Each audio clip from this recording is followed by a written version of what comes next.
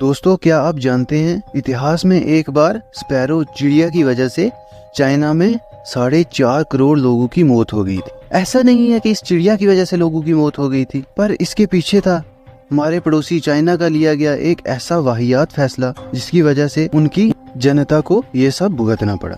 वैसे इस चिड़िया ने किसी को नहीं मारा था, बल्कि चीनी सरकार ने इस चिड़िया को मरवाया और इसी को मरवाना चाइना को भारी पड़ गया।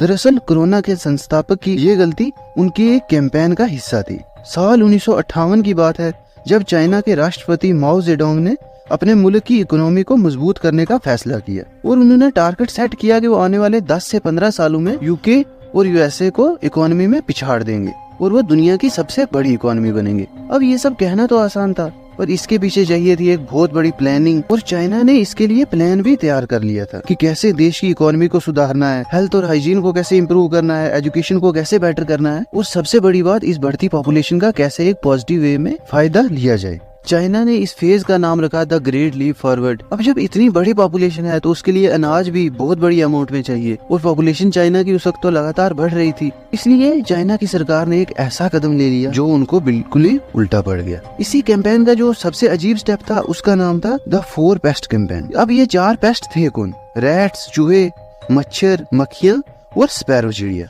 और इन पेस्ट को सिरे से खत्म करने का चाइना ने फैसला लिया।